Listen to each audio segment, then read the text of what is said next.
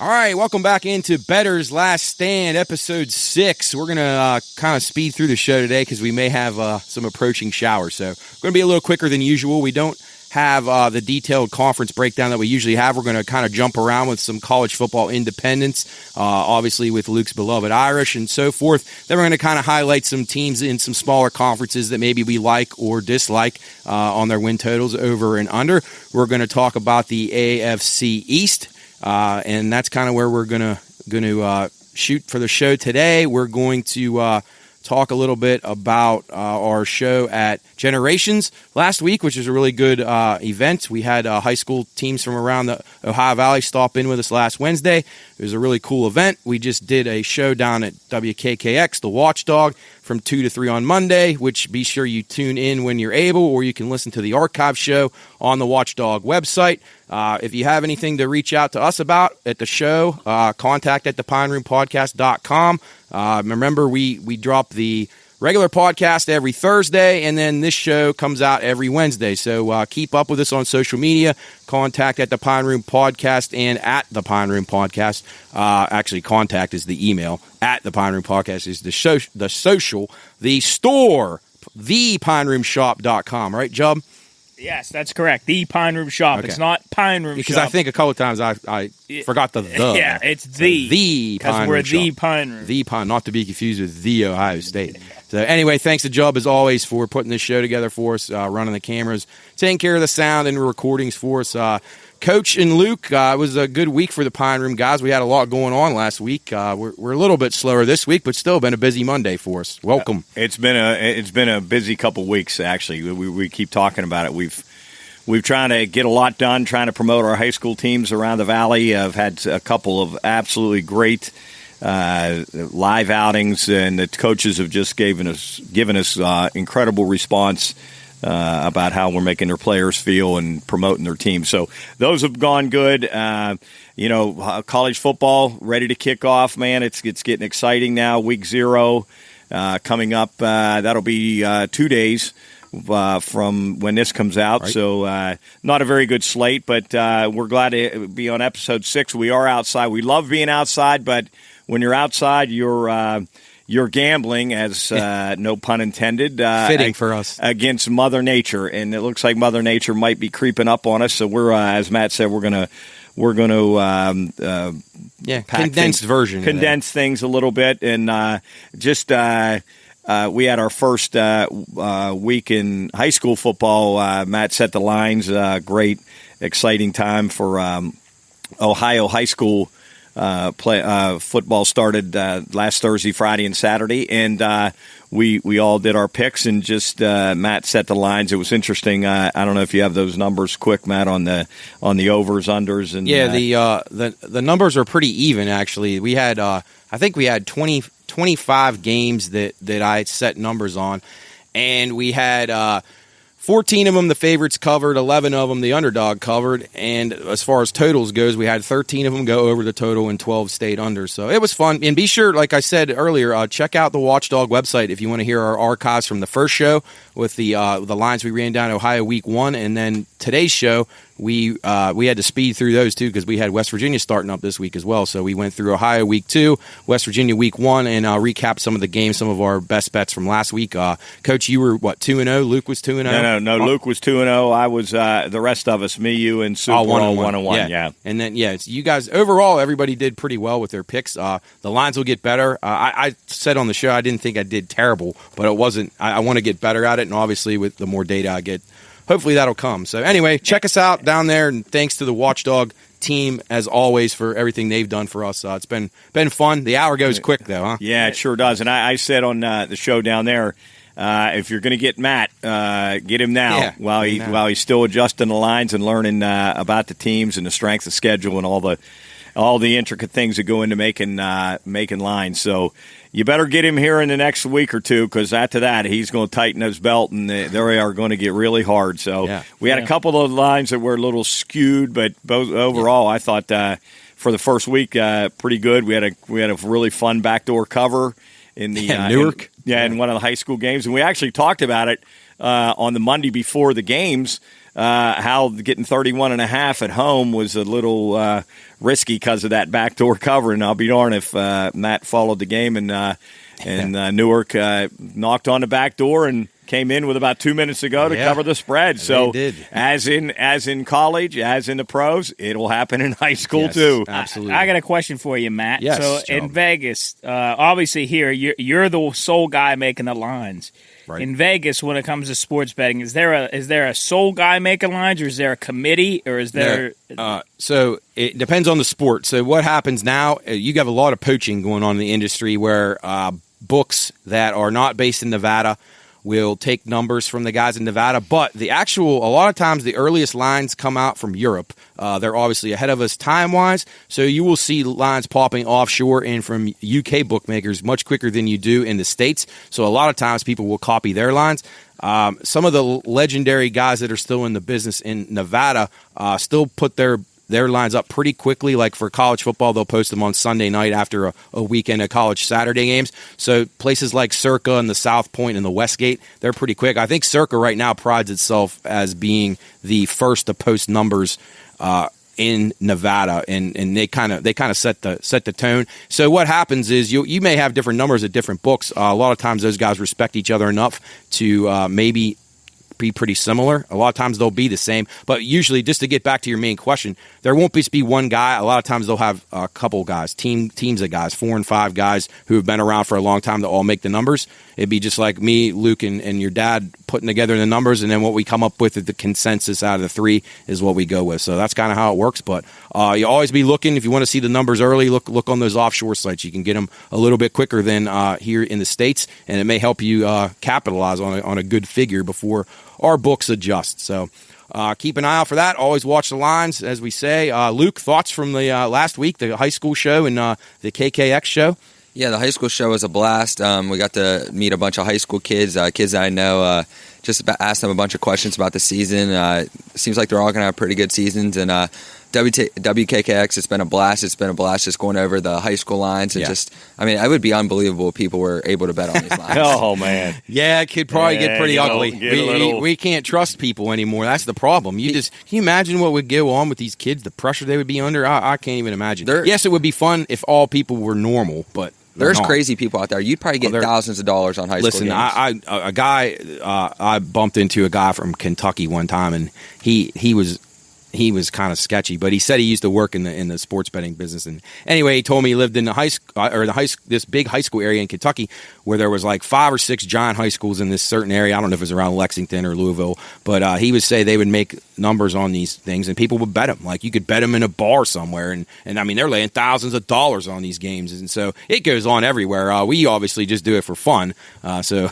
Don't be meeting us outside 7-Eleven trying to get down on St. C Park next week. But anyway, it is fun. I enjoy trying to learn a new skill, and it's fun trying to make numbers for these games. So anyway, clouds are rolling in here. We better jump into some college football. We'll go right to the number 1 independent on the board right now, the Notre Dame Fighting Irish. They're one of the top 10 ranked teams in the country right now. Win total 8.5. Luke, take it away with what you think of your Irish, the most objective way you can do it. Okay, so the offensive side of the ball, obviously quarterback is the big issue with Tyler Buchner. He was just named the starter last week, I think. And defensive side of the ball is really good with Isaiah Foskey, Brandon Joseph, who we got from Northwestern, the transfer portal. Guys like Maris Leafau, who's coming off an injury, who's supposed to be a really good linebacker. And secondary should be solid. But, obviously it'll be a big test with Ohio State week 1, who's probably one of the top 2 teams in college football. But I think the big question mark here is the offensive side of the ball. They got a good offensive line, good running backs. Receivers are a question mark. Obviously, probably the best tight end in the country, and Michael Mayer. And then I think the big question of this team is the quarterback with Tyler Buchner. But I believe in Marcus Freeman. I'm really high on him, and he's recruiting really well right now. And I just think he's selling Notre Dame at what it needs to be sold as, and he's doing a really good job of that. Do you think people can find value taken as this number continues to go up now? Ohio State's up to 16.5, 16, 17 at some spots. So do you think there's value there if people can get 17 in the hook? Do you think that you guys perhaps could backdoor cover, or do you expect it to be like a one-possession game throughout? See, this is what I think. Brian Kelly just, in those big games, he just never got the guys, they didn't look like they wanted to play. They just were never pumped up. And I just feel like Freeman just has that different energy that he can relate to these young kids like that and just provide energy. And Right. I think energy matters in a game. If you come out Sure. flat, you're going to get absolutely just steamrolled. And Ohio State has been hearing how great they are Yeah. the whole beginning of the season. So. And I was watching stuff yesterday. They've been really bad in out of conference home games. Yeah, like Oregon, and last year they lost. It's just they've been bad. They do upgrade though. They got that defensive coordinator coming in from Oklahoma State. That probably is a significant upgrade. For them yeah, for sure. In an area where they have struggled. Do you expect Notre Dame to score a lot of points this year? I know a lot of times last year you were kind of recommending to some of us Pine Room fellows to jump on the Irish game over the total. Is that something you see, or you would kind of take a wait and see approach on that? I would take a wait and see, but this is what I think we should. I mean, our offensive line's top 5 in the country, but I think they got 3 running backs that are all going to play and they're all going to get mixed in. But I think Ohio State's run defense was atrocious last year. Michigan just ran all over them last year. Dominated the line. If you can control the line of scrimmage like that, our defensive line and offensive line are supposed to be good, and if they can perform to the level that they were predicted as, then. I mean, if they can control the line of scrimmage, that game can be close. But I mean, I think it all comes down to the line of scrimmage. Coach, you're on the Irish, I believe, huh? Yeah, but did you get a bad number? This line movement's scaring me. I got it at 14.5. It stayed at 14.5 for a long time, and now, as you said, it's up to 16 and climbing. We're taking a lot of money on it over at our. Yeah, that worries me a lot, Luke. I've been bragging on your Irish and pumping them up, but I'm starting to really get worried that line movement's going to go. And not in my favor, and I probably should have waited to bet it, but I bet it early. But I'm gonna stick with the Irish. It's opening day. I think it'll be a close game for a while. Can Notre Dame hang around and avoid the real big play?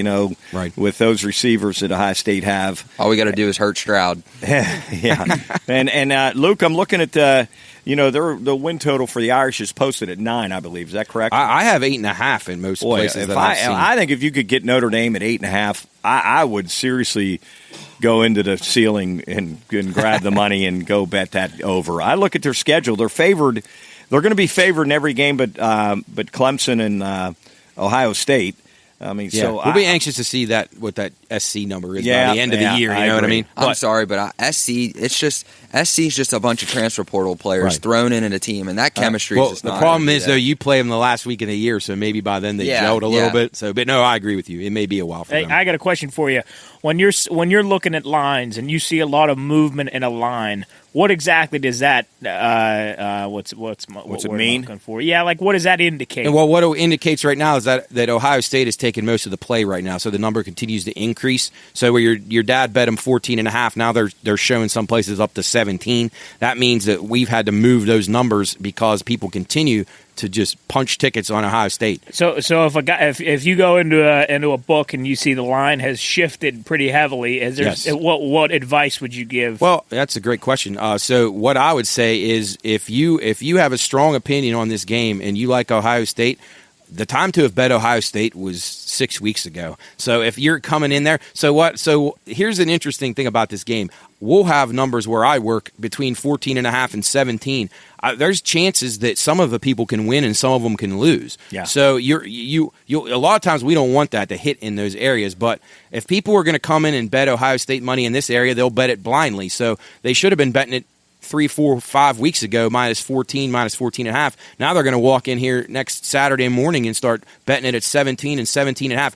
I already will tell you we'll end up moving our line probably to 17.5 at least because we're going to take tons of Ohio State action. So in different areas of the country, you'll have different trends on that line. In Indiana and areas closer to Notre Dame, you're probably seeing that 14.5 and 15 gobbled up. So they're probably not moving the line quite as much towards Ohio State. So my advice is if you like the Irish, hold out a little bit longer, especially if you live in this Wheeling, Ohio Valley area. Jump on them late. If you like Ohio State, you better get in there quick and search for the numbers. Go through every app in West Virginia that you can find. If you got to drive into Pennsylvania to find a better number, if you're trying to throw down $500, $600, $700 or $7,000, drive across the border, sign up for those bonus. They're going to give you those load bonuses and bet it there. So that's my advice. And the other interesting thing about that, if I would have bet the other way at Ohio State minus 14.5, then I would have waited and then bet Notre Dame getting 17.5. Come back. Yep. I could have middled it. I could have middled it and won it both ways. So I would have had like a 2-point cushion, and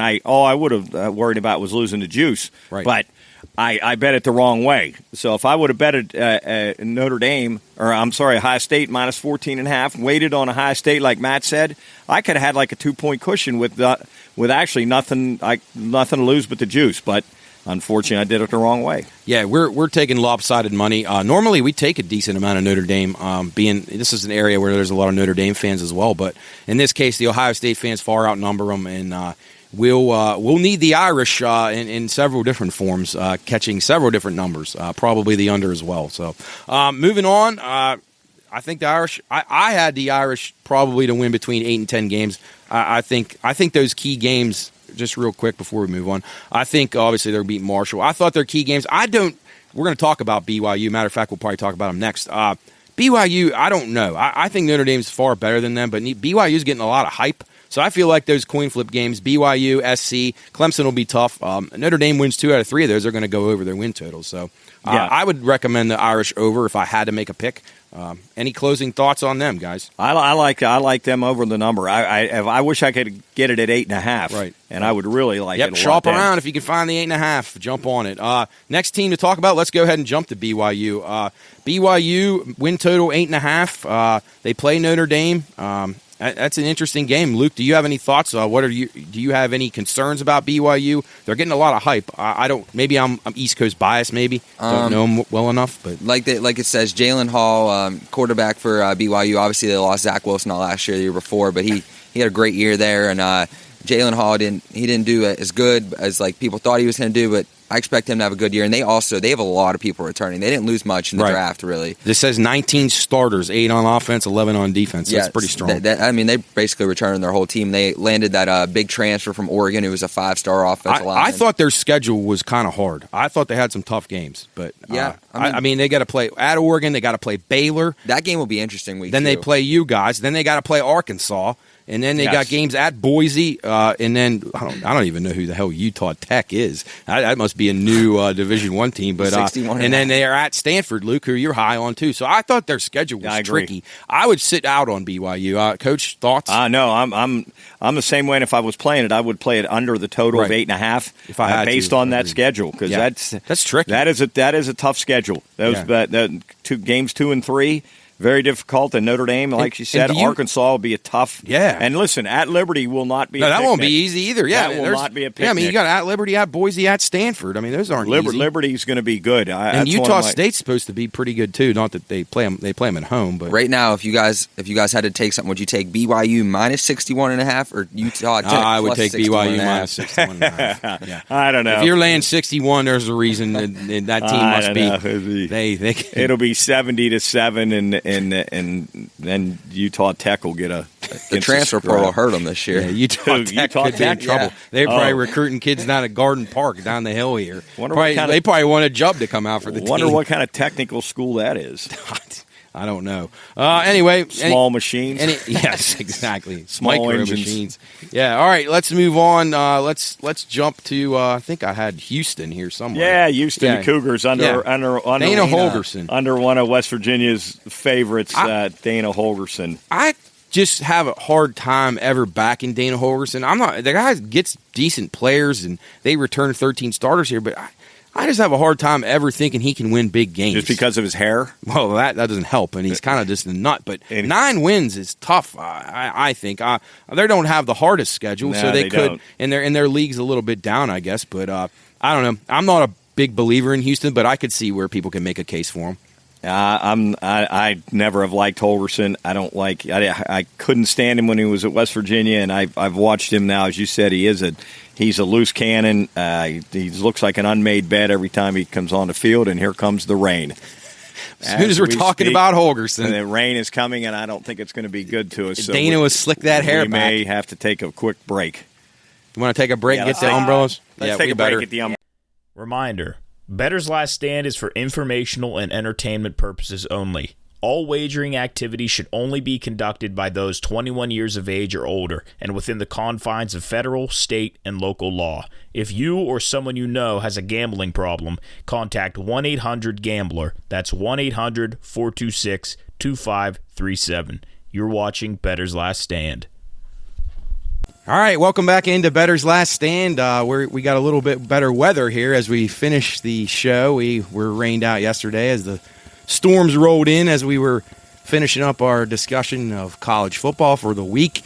We last left off with the Houston Cougars and Dana Holgerson, and then the sky started to open up. So we'll get back into them really quick. I don't know if you guys have any extra stuff to say about them. I think we kind of summed it up yesterday about how we didn't trust Coach Dana.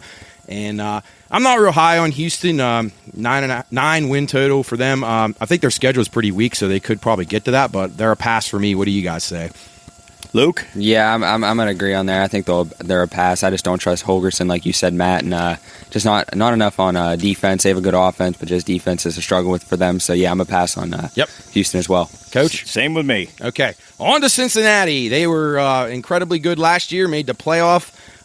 Pretty hard to believe. Luke Fickell's done a really good job with them, but they lost a lot of guys in the NFL draft, and I am a little bit passive on Cincinnati. I think he does a really good job, and I think the program is very solid. I would just be a little leery of them out of the gate. They got a tough game to open on the road at Arkansas right out of the chute with a lot of new players. They still probably have a pretty good team, and they probably will win a lot of games, but with their win total at 9, I would lean towards the under here. I don't love that because they are a good program, but I would lean towards the under. What about you guys? Well, after they get past Arkansas, they've definitely got probably about 5 till they get to SMU. 5 winnable games in a row. So they could be 5-1 or 6-0 going into SMU. Now they got to go to SMU and a very good UCF team. So I'm a little against you there, Matt. Okay. I think looking at their schedule, they can definitely get to 9. Yeah. I mean, SMU and UCF, then they're double-digit favorites or more past those 2 games. So I can see them being over 9 wins. Now again, they lost a lot to the NFL draft. And then I don't know what happened in the portal. I don't know if they lost anybody in the portal. I don't know if you guys know that. I don't think they got hurt too badly by it, but no. And it seemed like they're kind of a spot where people were wanting to go now. So he's done a good job with getting them on the map. Very, very good coach, and I like them over the total a little bit. Okay, but not love them. Here's some notable losses. They lost Ritter, their leading passer, leading rusher, and Jerome Ford, and leading receiver, and Alec Pierce, all the NFL. Then they lost the duo of Sauce Gardner and Kobe Bryant, who are the two probably the best cornerback duo in the nation. But Evan Prater, who actually transferred to Eastern Michigan last year and did really well for them, and transferred back to Cincinnati this year. So he's looking to be the starter. Isn't that crazy how you can do that now? Yeah. You used to not be able to do that. It's unbelievable. Now you can just leave, go have a cup of coffee in Eastern Michigan, come back. But I could see them going undefeated. But I mean, if they give them, no, they very well could. I mean, if they get acclimated in I don't know what's their quarterback play going to be like. Do you have any idea on the kid that's going to play? I don't know. We'll just have to see. A lot of unknowns. I mean, like Coach said, after they play Arkansas, then they get Kennesaw State. They'll get well in that game. Yeah, so, and I mean, Miami looking down, I know they should. They could be 6-0. Depends on that Arkansas game. Right. That if they beat Arkansas, then they're probably going to reach their 9 wins easily. But but if they lose to Arkansas, then again it'll be a coin flip. Yep. Okay, moving on to another team that's been on the rise in recent years. The UTSA Roadrunners. I had this team just pulled out as one of my random teams to talk about. I think this team's pretty good. Like I think they're well coached.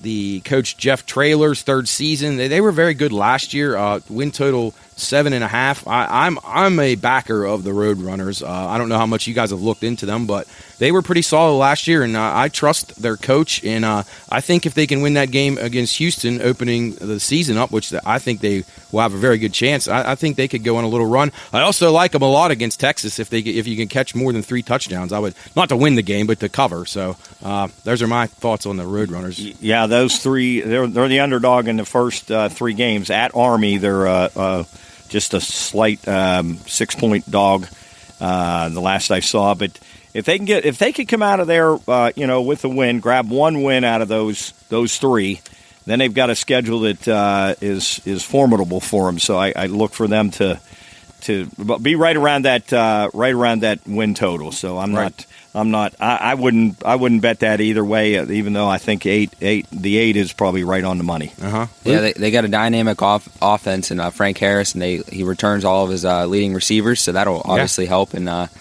I think they're going to be an offensive team. I don't know about the defensive side of the ball, but I honestly, I think they could beat Houston and Army to start off the season, to be honest. I agree. Yeah. I like them as a look. See if you can find decent odds. If anybody out there watching us likes them, check them out to maybe win the AAC. I think they might have a shot. So Yeah, I see they're what, plus 210? Yeah, about 210, yeah. Plus So I thought the favorite. That's a really good question. Let's see. Oh, probably one of the teams on here. Middle Tennessee State? It's UTSA. Maybe them. Yeah. Yeah, them and UAB. And UAB? Yeah. Okay. Yeah. Pretty much. Yeah, so I like them. I think they're worth a shot. So keep an eye on them. I like them against Texas, definitely. Moving on to Coach broke some big news for us before we started the show for the second time is Marshall. Coach, they lost the running back you heard today? Yeah, I was listening to the radio, and they said Rasheen Ali is out indefinitely. No, I don't think it's an injury. I think it's sort of a mental kind of thing. They said he's not coming back till he's physically and mentally ready. So that's a huge loss. 23 rushing touchdowns, 1,400 yards rushing. So that's a major blow to the herd. So how they'll respond to that, I don't know. Let's see. Their win total is what, 8? I have 7 right now. 7.5. There are some 8s out there I did see, but 7.5 most spots. Yeah, and well, you lose your star running back right now a week before the season. That's tough shoes to fill. Big problem. So it won't matter against Norfolk State, but then they go to Luke's Irish. That's probably going to get ugly. Yeah. I think this could be a rough year for the herd, to be honest, with losing Grant Wells to Virginia Tech, who actually just got named the starter there. They do get Henry Columby, who's a Texas Tech transfer, but he's young, and I think this could be a really rough year for the Thundering Herd. You like them under that total a little bit, Matt or Luke? Yeah, they've been good the last couple years, so they're kind of due for a down year. If you can find 8 out there, that might be a good bet. Actually, they should probably. Marshall's always a stable enough program. You figure they'll win like 6 or 7, but.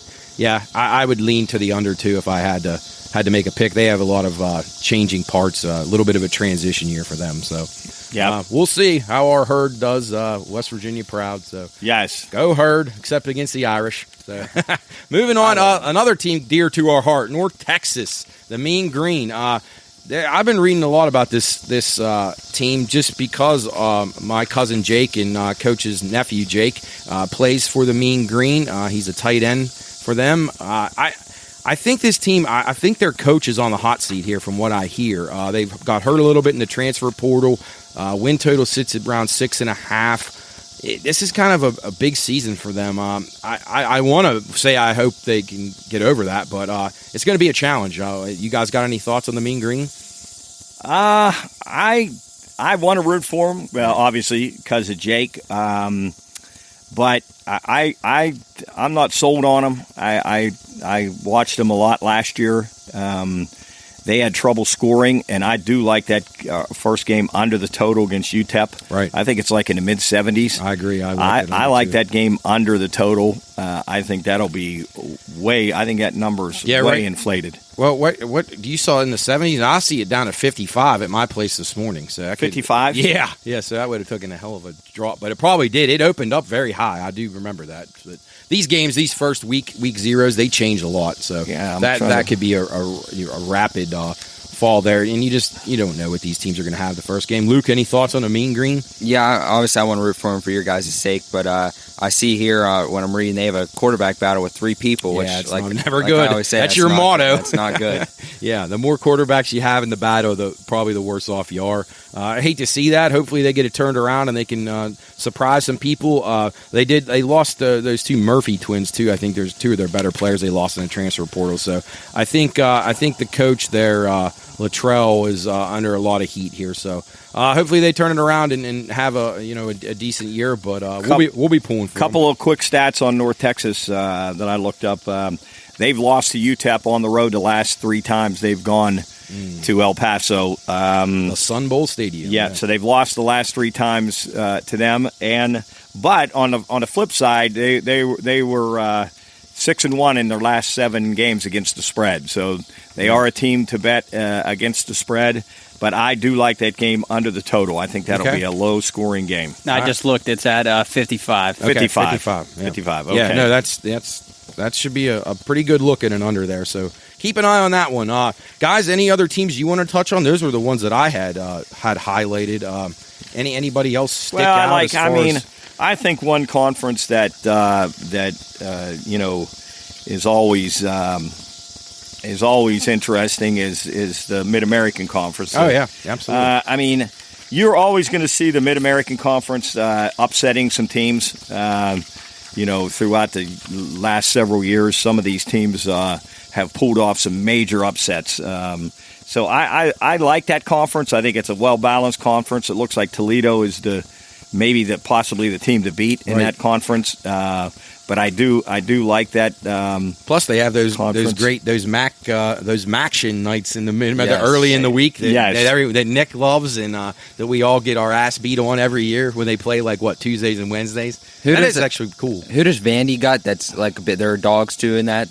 Who's the best in the? Northern Illinois. Yes. Which is my pick. That was one pick I had. I like Northern Illinois to win that conference at 6-1. So I think that game could decide my Vandy over. Well, you got to start off this week with Vandy at Hawaii. Yeah. So I like them this week as well. If you look at Toledo, that's my team to win the MAC, but they were a huge disappointment last season as they lost 4 games outright when they were like a 10-point favorite. So they were really a disappointment. I still think they're the best team in the Mid-American Conference, and I actually do you have them at what do you have them 8.5? I had 8.5. Yes, 8.5. Yep. That's a lot. If it was 8, I would like it 8.5. See if you can shop for an 8. Somebody might find it out there. Yeah, if you get an 8, but I look at their schedule. Obviously, they'll start out with 2 wins, but then they play Ohio State. Then they got to go to San Diego State. Right. So that's going to be tough. But they're favored in all the rest of their games. They're going to be favored in all the rest of their games. Like you say, if they don't stub their toe like they did so many times last year. And wouldn't you guys say, from observing the MAC, that honestly, a lot of times I feel like at least by the middle of the year, and when they're heavy into conference play, the point spreads are almost thrown out. It's for me, how many dogs won outright last year in those games that we followed them during the week? There was a lot of them. Yeah, absolutely. I think the totals are something to definitely keep an eye on. Those things had a tendency to get crazy. Rock and roll. Yeah, they get way crazy. For the exception of maybe 2 teams in that league, I think every team was kind of a lean towards the over. Absolutely. Bet the total, but exciting league, like you say, Coach. It's actually an underrated league. Pretty it good really action. is. So that's just a little nip on Mid-American Conference. So Luke, really, I don't think anything else. You see anything else, Luke? No, I was just going to ask you guys, who do you think will end up being the worst Power 5 conference? It's got to be. You got to heavily favor the Pac-12, but I don't know. I think maybe not. I think the Big 12 will be.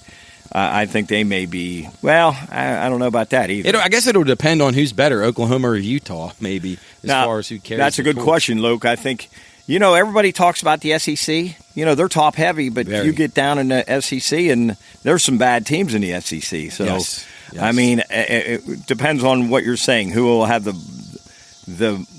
who won't have a team in the playoff? Yeah, well, but Joe Klatt had Utah at number 4 in his playoff. Most people have picked Utah. When we did Pac-12, I was down on them. I don't know. They're good. No doubt about that. I'm anxious to see how that game will go. Who in the ACC could Clemson, if they get their offense back. That's right. it. That's the only one. Yeah. In the So ACC. And then Oklahoma. How do you know how they're going to even be? And that's right. So Big 12 could be bad this year. It could that's be. What I say. And I think Oak State's down. I think I like maybe my Baylor Bears. I might make a bet on them to try to make the playoff. I thought maybe that was worth a look. Just, you never know. Maybe they skate through, they lose one time. The Pac-12 stubs its toe like it does every year. Yeah. ACC's only going to possibly have one team that could compete. And then the SEC. Basically, the sad thing about all this is we sit here and break all these conferences down, and you basically can name 3 of the 4 finalists right now. Oh, absolutely. Bama, Georgia, and Ohio State. And there are places out there you can get like Bama, Georgia, Ohio State versus the field. I saw that was minus 380 to win the national championship. You get those 3 teams. So. I don't know who else could win it. Who else could? Clemson has proven if they get their offense together, their defense is as good as anyone. Now, they had a bad year last year, but they were just beating these teams a couple years ago. So, but past that, other than that, no one else has proven that they can. Cincinnati ain't nothing against them, but they didn't fit with those teams last year. Utah won't be. And Michigan last year, they were embarrassing in the playoff game, I thought. I don't know. barring injury, it's going to be hard to not find those teams. Let's take a look at week 0 while we're absolutely. That's real quick, one more interesting thing. Sure. They said Steve Sarkisian, if he doesn't have a good year this year, he might be gone already. Oh, really? Well, I tell you what, those guys don't want to keep a coach very long out there. They have a short fuse. I got to say, that's nuts. That's amazing. But week 0, and interesting. I've heard many guys say, "Why in the hell do they call it week 0? Why don't they just call it week 1 and adjust the schedule?" When we tell you the schedule, you know why it's called week 0. I guess, because really there is not much to look forward to this coming season. Even though it's college football, and as Bay says, it doesn't matter what game it is. If there's a line on it, it's a good game. Right, and the funny thing is like the marquee game is the Nebraska Northwestern, and that's being played where? Yeah, over in Dublin, in Ireland. In Dublin, I think it's 11 o'clock in the morning. Yeah, or 12:30 our time on Fox. So it'll be about 5:30 kickoff out there. I do have a strong opinion in this game, and if you like Northwestern like I do. Right now, the line is touching 13 at some spots. We had 12.5 this morning. It's getting bet up pretty good. So if you like Northwestern, my advice to you would be to hold on until Saturday morning and see if that thing can't maybe stretch to 13.5 or 14, and I would jump all over it then. I like Northwestern in this game. They got a little bit of revenge factor. They got their ass kicked by Nebraska last year, and neither one of these teams is just breaking any records offensively. So I think Northwestern can hang in the game. Well coached. Yeah, I know Bay, who is he's a nice little casual gambler on Saturdays and a little on Sundays. He and I exchanged our best picks of the weekend, and he threw Northwestern at me also, Matt. He likes Northwestern. That's his play of the week. I'd also take a little peek to the under in that game too. I think 50. When you see 50 for a Northwestern game, that's a lot. That's a little alarming to me. Like I say, they're well coached, and Pat Fitzgerald knows. He's not going to get into a track meet with anybody. They're going to slow the game down as much as they can. Northwestern probably has the most used punter in Division I football, and a lot of it's out of strategy. So, Luke, what are you thinking in that game, Huskers or Northwestern? I'm going to go with Northwestern as well, just because it's weak. It's their first game. You don't know who's going to come out. I think both teams will be sloppy. I think it'll be a sloppy football game. Yeah, and a lot of pressure on Frost. Yeah, too. And I think my favorite pick of week 0 is Vandy Hawaii over the total. Oh, all right. Yeah, you like that over. What do you got the total at? 55, right? 55 is what I got. You like that over. And actually, to be honest with you, Vandy is my play. I love Vandy in that game. Vandy is my play. How can the worst team in a conference go on the road a zillion miles away and be a touchdown? I saw it was up to 7. Yeah, it's up to 7. Yeah. How in the hell can that? It went up to 7 this afternoon. 7. There's some 7.5s out there. Actually, worst team. Professional guys are giving out. Not necessarily the service guys, so I trust the money a little bit. But a lot of the pro guys are jumping on Vanderbilt in this game because there's word out of Hawaii that they're having like mass defections. I mean, they had guys transferring, guys just leaving the program just last week. I mean, they got a lot of problems over there. It could be now if Vandy does what a lot of teams do and go out there and think, oh, we're in Hawaii and enjoying the scenery and chasing women and that kind of stuff, and it could turn out bad. But I do like Vanderbilt in this game. I really do. So we agree on Vandy and we agree on Northwestern. There's one other one I like just because the other team is so bad. Mm-hmm. I like Utah State a little bit. It's a lot of points, and Connecticut has the potential to backdoor that. Right. But I think Utah State obviously is a much, much better team. So I'd play like a 1 unit on Utah State, where I'd play Vandy and Northwestern as maybe a 2 or 3 unit.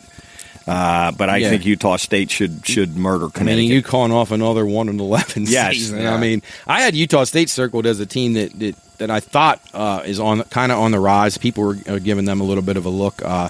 They're in the Mountain West, so they're you're right, Coach. That number again. Search for the best number you can get. Try if you're seeing 27.5. 27.5. Get that hook. Yeah, get whatever you can get. So Vandy and Hawaii played at 12 o'clock at night. Yeah, it's a late game. It's it might 12. be 10:30. Yeah, I think it's like 10:30. I think they moved it for TV because CBS Sports Network moved it to 10:30. That'd be crazy. So. And then I would like to play North Texas just because. Sentimental, but I think UTEP. I think UTEP at home might be just a tick better. So that's going to be a good game, and I do like it under. and that's going to be my play in that game is the under. Another game I'm going to shop for a number that if I can find it is Illinois. I like them a little bit, but Illinois, the thought of Illinois having to cover 10 is really tough to swallow. But Wyoming notoriously doesn't travel very well as they come further east. Yeah. I don't know. I'd lean a little bit Illinois. I was hoping that game would go down to about 8.5 or 9, but I'm going to keep an eye on that one. I don't love it. And then the Charlotte Florida Atlantic game, I'm hearing a lot about that as far as the total goes. A lot of people are jumping on the over in that one. So not really sure why that is, but I've heard people make that case for the over in that game, so that might be another one to keep an eye on the number and just see what you can lock down as far as getting the best number. And I think the last game is Nevada and New Mexico State, a terrible ball game here. That's a bad, really bad game. I'd lean under in this game. Two really bad programs. Nevada Wolfpack were decent a few years ago. Yes. They've really fell off a cliff. Big time struggles for them. I've heard a lot of people make a case for how bad they are, but then you got New Mexico State, who's even worse. So, Luke, you have any other feelings about Week 0? Nope, not really. Other than let's get through that. Enjoy. At least it's college football. Right. We won't be celebrating that in the Pine Room yet because there's only 8 games, and we're not going to gear it up yet. We're going to gear up the Pine Room for next week. We'll talk about that next. On the next show, and get ready because week 1 really is a hell of a good week. It's going to be great. It's going to be a dandy. We'll start it out with the Mountaineers on Thursday night against Pitt, Penn State, Purdue. I mean, there's some good ones. So we'll talk about those next week and get excited about college football, high school football in full swing, and the NFL just around the corner. So, we got tons man, going on. Things are really going to crank up. Baseball's starting to really wind down and get good. Golf should be good this weekend, and so we're looking forward. It's the last NASCAR race before the playoffs. Yeah, tons going on right now. This is why this is the best time of the year. As we keep getting deeper into the fall, it really is awesome. I'm looking forward to Nick giving us his big Saturday morning parlay with these Week 0 games. Week 1's gonna be a blast, just because obviously I'm excited for my Irish game, but I think the game of that Week 1 is Utah versus Florida. I think that's going to be a battle. That's a really key game if you got Utah bets. Huge game for so many reasons. And then my big play comes Purdue. Yeah, Georgia. Oh yeah, Georgia over but Oregon. You had Purdue too, right? I did Purdue, but I'm I do. That might be a 2-team parlay for you there. Yeah, and so. And then, Luke, you're pumped up for Week 1 because the Pine Room will be open. Oh, I'm so excited. I can't wait. It's going to be a blast to have Champ up here. He's going to eat some chips and dip off the Brian Kelly picture. There's no girl that's going to interrupt your Saturday plans this year? Nope, not at all. You're free as a bird, huh? Nope, actually, I walked by. It was weird. I feel like me and her were walking by each other in the hallways, just like we were by each other the whole day. It was really weird, but I don't like her anymore, so we're all good. I love it. We're telling love stories here on Bettor's Last Stand. You think she likes you anymore? We got it. I don't know. She gives me dirty looks. You don't know and you don't care, right? No. You hope she doesn't. No. Hey, no more Christmas gifts, no more Valentine's bullshit. She got me a good Christmas gift, though, so I'll take them. All right. Did you get her a good one? Nah, I did all right. You gave her a winner, right? Yeah. She probably had. You probably gave her like the Cincinnati Bengals in Week 11 last year. Probably got her a COVID mask with the Notre Dame shamrock the on it. Leprechaun on it. Yeah, good stuff. All right, well, we're gonna take a quick break here on Bettor's Last Stand and come back and talk a little AFC East. All right.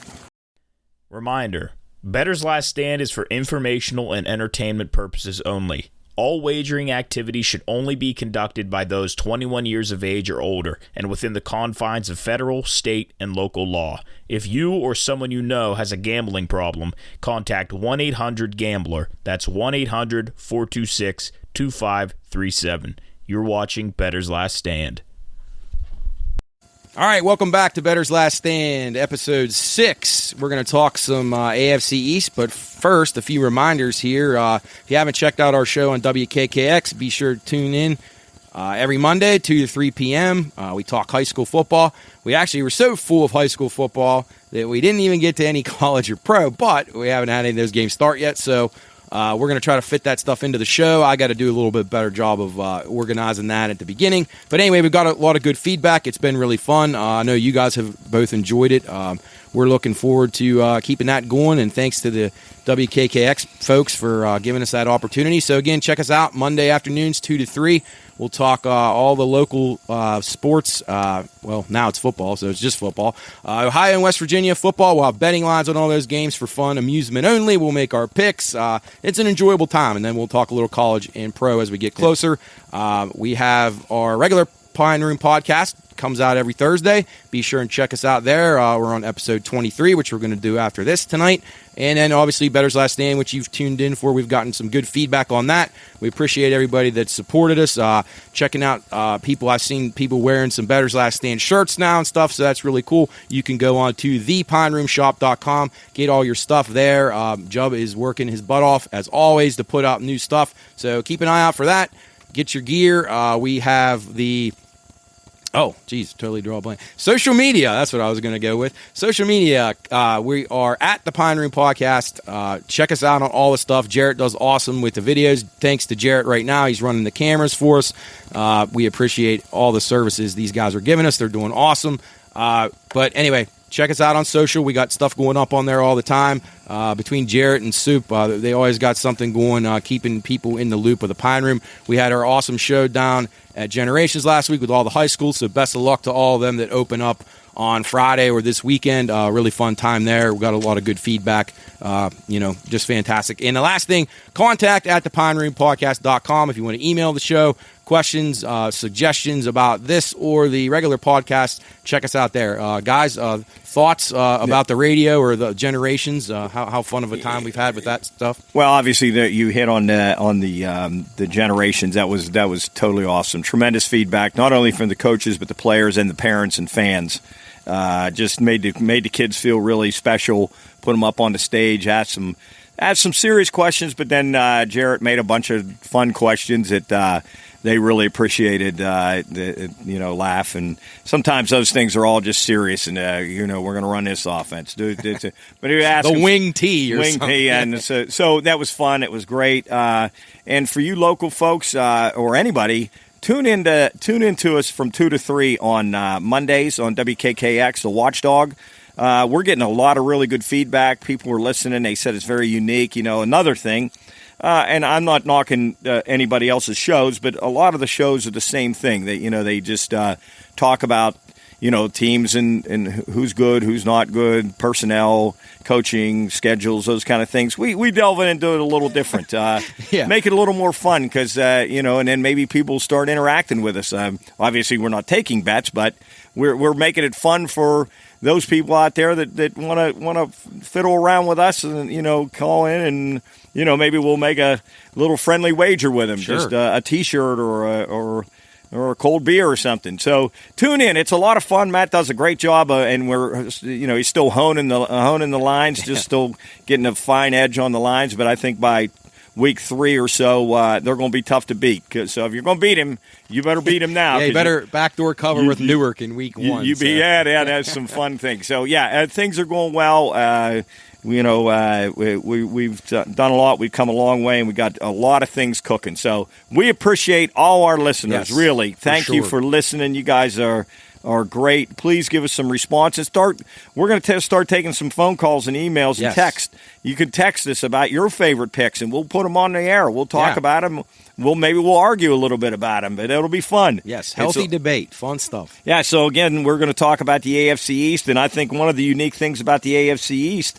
They have arguably the best team in football and arguably the worst team in football in the division. And the team is getting worse by the day, it seems like. The quarterback gone down, their other draft pick got hurt. So I look at it, and I think a team that could win the Super Bowl, definitely, and then a team that could get the first pick in the draft. Yeah, and Buffalo right now is the favorite in most places, around 5.5 to 1 or 5 to 1. You can maybe find some 6s. I think besides, I'm not sure about Brady now, but in flashes of Mahomes, I think they got best quarterback in football, just because he's so versatile. He's so versatile. But that's the only thing that worries me about him is him running the ball so much that he's going to get injured or just get tired, beat up a little bit. I think that's the reason Tom Brady has stayed so healthy for so long. Yeah. He doesn't run the football. When he's going to get sacked or hit, he throws it away or slides. Josh Allen's shelf life might not be very long if he keeps it up, but he is he's tough to match up against. He's an incredible fantasy player, and with the weapons around him, I mean, I can't see the Bills not repeating, obviously, that division, because I don't even think they'll get challenged in the division. I don't see it. A lot of people are high on Miami, which we'll get to. Right now, the Bills are the favorite for the Super Bowl at about 5.5 to 1 to win the AFC at about plus 275. You can find some 3 to 1s out there, and then they're minus 230 to win the AFC East. So those of you watching at home that don't know what that means, minus 230, you got to lay $230 to win $100. So they're a pretty significant favorite there. 11.5 win total.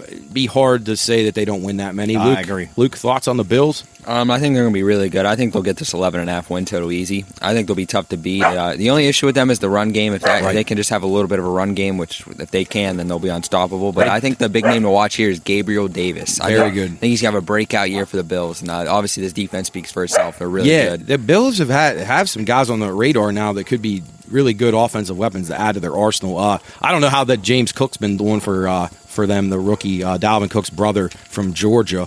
But like you said, their running game struggle with Singletary and Moss. Yeah. They just have never been able to find it. And then, like Coach said, Josh Allen ends up being the best running back, and then he takes a beating. Now, he is capable of taking the beating, but it's just how long can it last? All it takes is one shot to the knee, and his leg sticks in the ground wrong, and it's lights out for the Bills. So, I mean, it's just hard to find many knocks on him. I think Sean McDermott's a good coach. Stephon Diggs. I mean, they're loaded with personnel. I mean, and they brought in Von Miller. They got a great secondary. Right. I mean, it's like I say, it's tough to find anything wrong with the Bills. So keep an eye on them. I do like them, and I know you do too. I think, Coach, I like them at Week 1 against the Rams that Thursday night. Yes, I do. I'd be on them a little bit too. Yes, Rams a little bit of a hangover. They're kind of it's funny. Like the Rams, it seems like all their guys are late to return to camp. Like it's like they're just still out partying from last year. I don't know. I definitely like the Bills there, and I think the Bills are pissed off about that way that they went out 13 seconds away from probably having a shot at hosting the AFC Championship. That's got to sting. So I look for big things out of them this year. And I like their schedule, too. I think their schedule is conducive to definitely over 11.5 wins. I think they could get to 13 wins maybe. Yep. I like them over the total. Yeah, I mean, they get a huge benefit by having to play the NFC North. Yes. I mean, you get the Bears and the Lions. And I know people are loving the Lions and thinking they're better, but I don't know. They're not very good, I don't think. And then the Bears are just horrendous. So. Well, and then you got the Jets twice, the Patriots twice. Right. And then the Dolphins. Dolphins will be one of them teams that will look great one week and terrible the next, I think. And that's who we're going to go to next. That's your boy, Tua, Luke. I like him a lot, honestly. I really like Tua. They're loving him down there. This team has all the excitement. They did a lot in the offseason, good and bad. Their owner's in trouble. They brought in some players. They got Tyreek Hill. I mean, South Florida's a tough place to get people excited about football, but people are pretty excited about the Dolphins. Right now, their win total is 9. Yep. 9, yeah. And then Super Bowl odds 40 to 1, AFC 20 to 1, and to win the East, they are plus 450.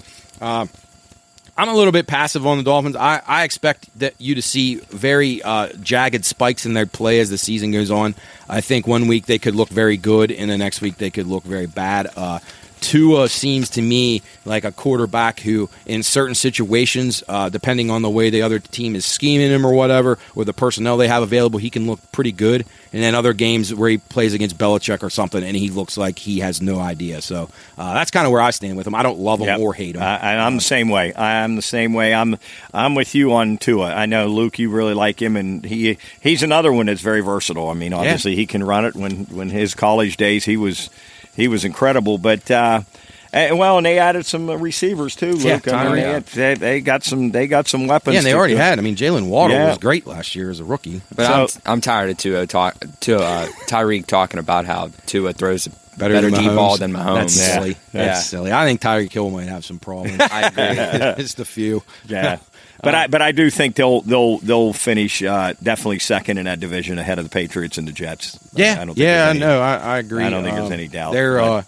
They play New England at home, and New England notoriously has struggled in that game in Miami early in the year. Yes, That humidity is just vaporizing. It just sucks the life out of you, and that can be challenging. Then they go to Baltimore and Buffalo, and then it gets tough for them. So, yeah, I think up and down on the Bengals. I think keep a week-to-week look on them. I don't know what kind of coach Mike McDaniel is. Is he an offensive guy or a defensive guy? I think he's offense because he was OC. Yeah, you're right. Yeah, You're right. You're exactly right. Yeah. So, I don't know. Maybe that gives – but to his durability is another thing, too, that worries me. Who's their backup? We got it on here somewhere. You see it? No. Teddy Bridgewater? It might be. Oh, wow. Yeah, no, he went back home. Yeah, that's a good backup. Yeah. The issue with I think they could do a little because Mike McDaniel was known for the Debo Samuel in the backfield, so I think we could see Tyreek Hill in the backfield this year. Oh, hey, I think that I always thought that was a great idea when Bieniemy and Reed did that in Kansas City. I thought they should have done a little bit more. They put Travis Kelce in there sometimes. So Teddy Bridgewater is a good backup though. He returns home to Miami, Northwestern High School where he went, and he's solid. So. I think keep a wait and see approach on the Dolphins. I agree. Not too high, not too low. Check them out in fantasy too. That could be the receivers could be pretty good. So. Yes. All right, moving on to New England. Belichick, and this will sound terrible, but I know a lot of people around here and the people that listen to us probably hate him just because they were Steeler fans, which I never really understood because they really weren't a rival with the Steelers. But anyway, you'd be surprised how many people hated him and Tom Brady. I think this is a big year for Bill. He's got a lot of turmoil going on with his operation. They don't know who's going to call plays. They got Patricia, the defensive coordinator, has been calling offensive plays, and then the special teams dude, Judge, who got fired from the Giants, is in there too. And I think people are starting to say, hey, maybe Bill wasn't as good as we thought. Maybe it was just Brady. And you're only human if you think that. I'm not trying to take anything away from what this guy did. Right. And his decision-making. I still think his strategizing is really good.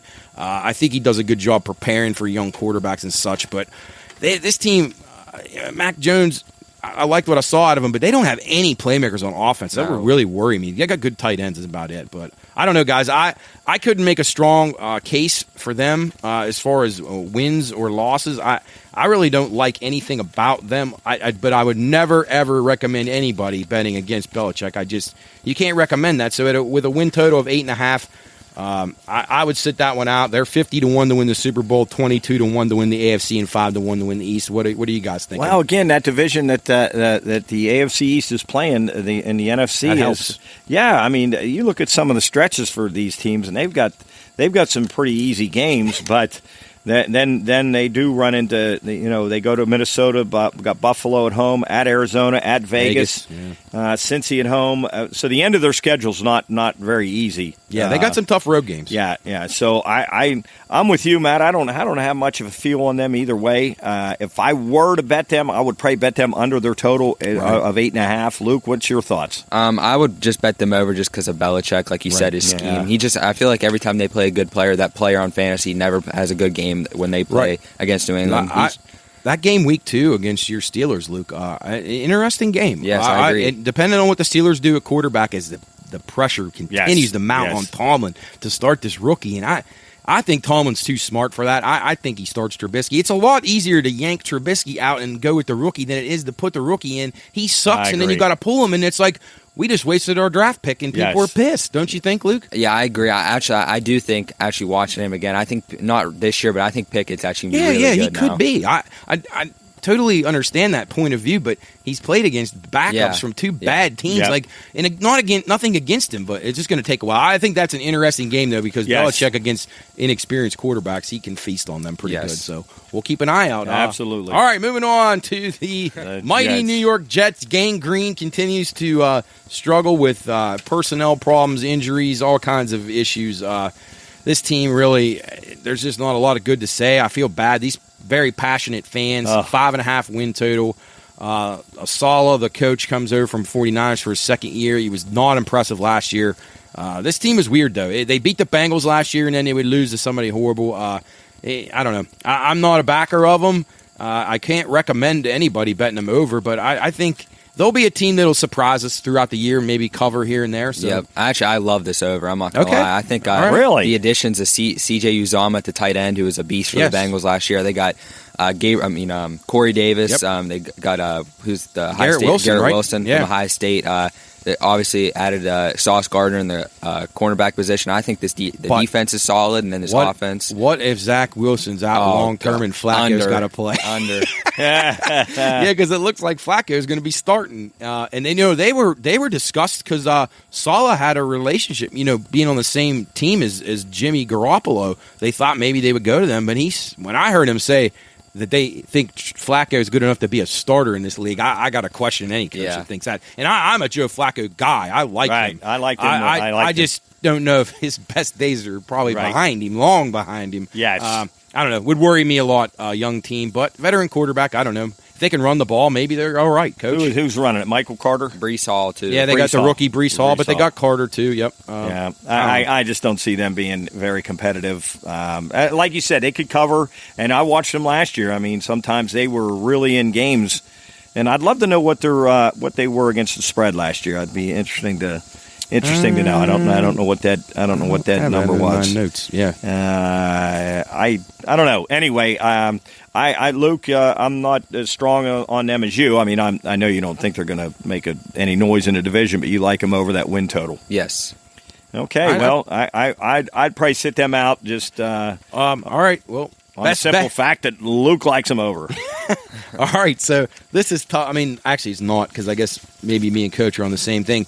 Best bets here in the AFC East, guys. Anything? I know, Luke, you said Jets if Wilson's in the lineup. Yeah. Also, I'm gonna give another one. I think Josh Allen's gonna be your MVP. Oh, that's a good one. That's a really good one. I considered doing that too. I'm gonna go with Stephon Diggs over his yards and touchdowns. I think he has a monster year. And then if I was going to pick somebody to win that division, obviously, I would take the Bills. And remember, if you don't want to lay the 230 that they are to win the East, you can parlay them. Put them with the Buccaneers or somebody that you like that you think is a kind of a strong bet to win their division. You can parlay those, get it to plus money or so. You can even add a third team in there if you want to take a shot at that. That's about the only time that I recommend doing a parlay is when you have a team like the Bills and it's almost like a free square, assuming they stay healthy. Coach? I'm taking the Bills over their total, 11.5. All right, guys. Did we give our best college picks? Did we give our best? Oh no, actually, we probably didn't, did we? Yeah. Well, we were all over the place. Yeah, but I got a couple. I'm gonna give App State over their win total of 8.5. So App State. I'm going App State over their win total and the Buffalo Bills over their win total. All right, I like that. I lost my notes. Oh, here we go. All right, so here's a couple ones that I had, and I'll get to my best one. These are plays that I liked, so write them down or whatever. You can just delete this tape or whatever. I had Northern Illinois to win the MAC. I like that one a lot. Okay. Texas State under their win total of 4.5. We didn't talk anything about Texas State, but they're in the Sun Belt Conference. Georgia Southern under their win total of 4.5. That's Clay Helton, who's coming over from, he was at USC, got fired. He's bringing a spread offense to a team that used to run the option. I think that's going to be a rough year for them, so I look for them to be way down. I like Coastal Carolina to win the Sun Belt at about 5.5 to 1, and then two plays in Conference USA that I liked. Florida International under 3 wins, and UTSA to win that conference and over the win total. And UTSA is my best pick for the college small conference and independence to win the Conference USA. Got it, Luke. No, I don't really have anything in this all these colleges, to be honest. I don't really got something I love, to be honest. No, you don't like the Irish? You can't go. I was going to say that, but I just don't want to be a homer on here. What about the Irish getting now 17? I do. Obviously, I'm going to say I like that. I just like Freeman. That's the only reason I'm going to go. I just love Freeman. Well, Luke. All right. Well, Luke, good luck. I wish you'd luck. Are you going to be in the Pine Room watching that game? Oh, well, we'll God, talk about it. We'll talk about that next week. Next week when we break down everything. So thanks for joining us here on Bettor's Last Stand. Apologize for the weather delay. Not that it's going to affect any of you, but we had to rally and get everything set up, torn down yesterday and then set back up today. So thanks to Jubb and Jarrett for helping us out with all the stuff.